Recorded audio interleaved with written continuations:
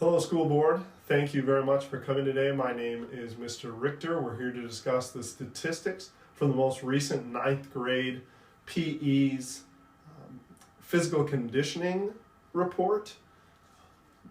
We had some really good data, and I'm excited for where it looks like our class is headed, but I'm also here to discuss what we can do to continue to help to improve that and some of the weaknesses that I think I've recognized in the data.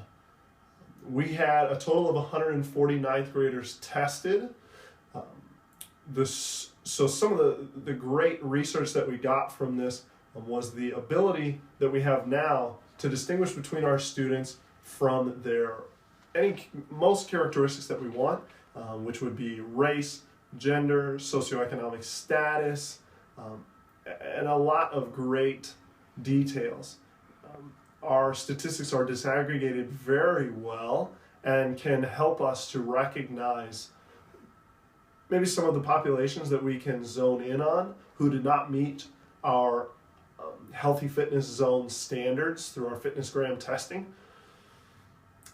We have also found that our data is very objective. The way that the tests are set up, we have found great success as a school with the data being completely objective and very reliable and easy for all of our different staff to be able to repeat the tests for each student. On the other hand, some of the weaknesses that we found in the data are that it includes only partially tested students, but the statistics are all encompassing of the student body. So I believe that the testing and inclusion of students who only partially finished all of the fitnessgram tests skews our data.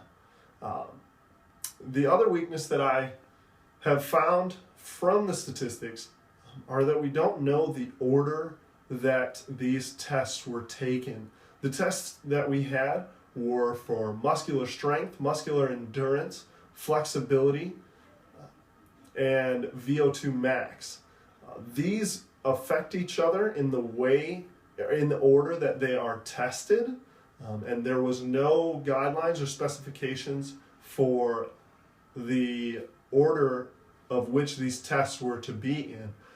This can affect our students' data for what we are truly trying to assess, especially if we do all of these tests on one day.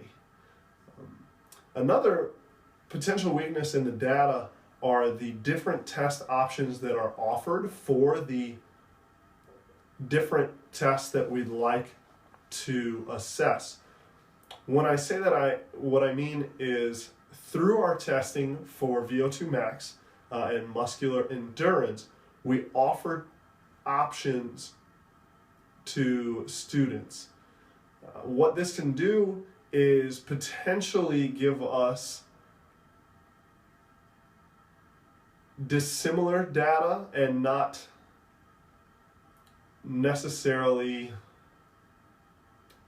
how can I say this, representative to what the students' true fitness levels are. That to say that some students can run the pacer, some students can run the 1 mile. These are totally different conditions in totally different environments, which may, for better or worse, affect our students' data or performance, we would say. I think that this can potentially give us skewed data in terms of our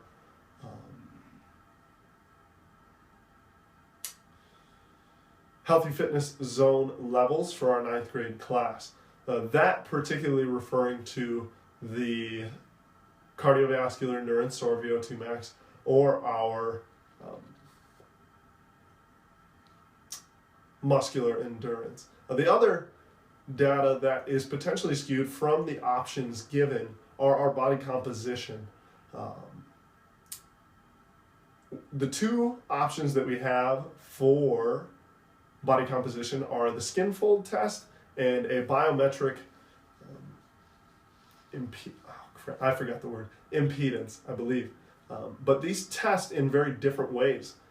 Our skin fold test is with a caliper that is used by the teacher and is subject to the teacher's bias in what they grasp for fat. The other option is the biometric impedance, which is either a handheld or a on-the-ground weight scale that the students stand on. This can be heavily affected by their hydration levels, how hard they are gripping, if it was a handheld model, and which may skew the data in terms of our students' body composition levels. The reason that these are important are because we are basing our healthy fitness zone levels for these students on this data.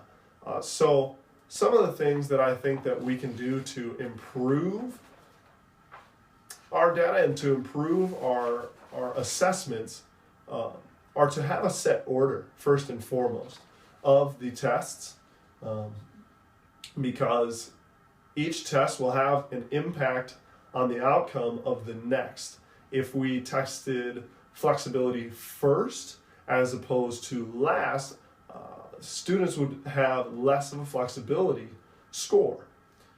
So something that I would recommend for us as we move forward are to have a set order of the tests that are clear for each and every staff member. The tests themselves are reliable and are easily repeatable, but the order of the tests needs to be established so that the data that we are getting is truly reflective of our students' abilities or performances. The other recommendation that I think would help improve our FitnessGram testing is to have one test and to stick with it, barring any physical disabilities, any significant things that may affect that student's ability to take and complete that test. My recommendations for body composition would be the biometric impedance, for the sake of simplicity of the test,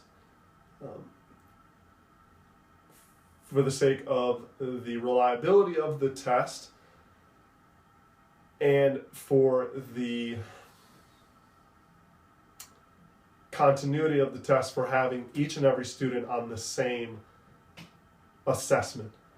Also for VO2 max and our cardiovascular endurance, I would stick with the mile run or stick with the pacer.